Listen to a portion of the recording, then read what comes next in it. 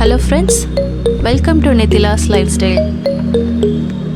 இன்னைக்கு நம்ம சூப்பரான பனீர் ஜாமுன் எப்படி செய்யறதுன்னு பார்க்க போறோம்.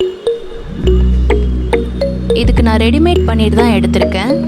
உங்களுக்கு வேணும்னா நீங்க வீட்லயே பனீர் ரெடி பண்ணி கூட செய்யலாம். இந்த பனீரை நல்லா உடைச்சு விட்டுக்கலாம்.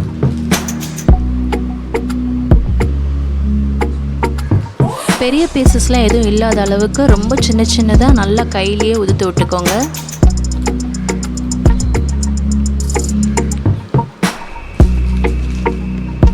இதில் நான் 1 டேபிள் ஸ்பூன் கார்ன்ஃப்ளவர் சேர்த்துருக்கேன்.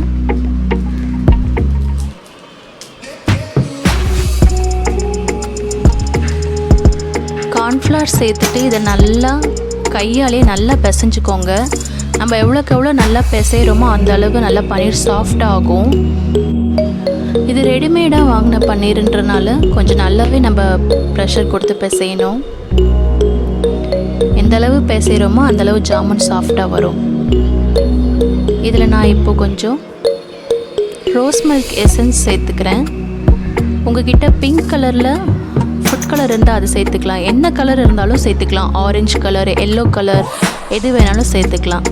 இல்லை எனக்கு ஒயிட்லேயே வேணும்னாலும் நீங்கள் ஃபுட் கலர் எதுவும் சேர்க்காமல் கூட பண்ணிக்கலாம்.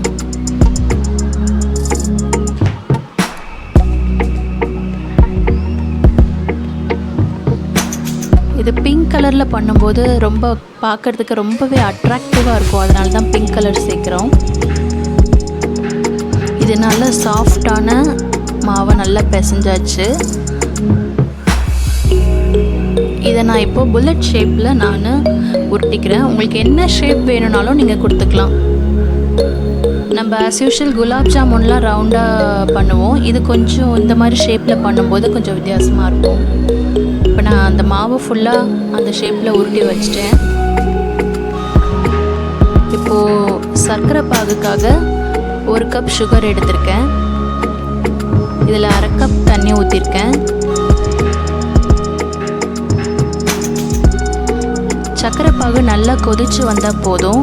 கொதிக்கும் போது 3 ஏலக்காய் சேர்த்துக்கிறேன். இதுக்கு பாகு பதெல்லாம் எதுவும் வேணாம், கொதிச்சா போதும். இதில் ரோஸ் எசன்ஸ் சேர்த்துக்கிறேன். ரோஸ் எசன்ஸ் சேர்க்கும்போது அந்த சிரப் ரொம்பவே ஃப்ளேவர்ஃபுல்லாக இருக்குது. உங்களுக்கு கிடைச்சா கண்டிப்பாக சேர்த்துக்கோங்க. இதில் நான் கொஞ்சம் ரோஸ் பெட்டல்ஸ் சேர்த்துக்கிறேன். இதுக்கு பொதுவாக காஞ்ச ரோஸ் பெட்டல்ஸ் தான் சேர்ப்பாங்க. நான் ஃப்ரெஷ்ஷாகவே சேர்த்துருக்கேன். இப்போ இதில் நம்ம உருட்டி வச்ச ஒரு ஜாமுனையும் போட்டுடலாம். இந்த ஜாமுனை போட்டதுக்கப்புறம் இது ஒரு 10 நிமிஷம் இந்த சர்க்கரை பாகில் நல்லா வேகணும். 10 நிமிஷத்துக்கு அப்புறம் எடுத்தால் சூப்பரான பன்னீர் ஜாமுன் ரெடி. இதை நீங்கள் ரெஃப்ரிஜரேட் பண்ணி கூட சாப்பிட்டுக்கலாம். சூப்பராக இருக்கும்.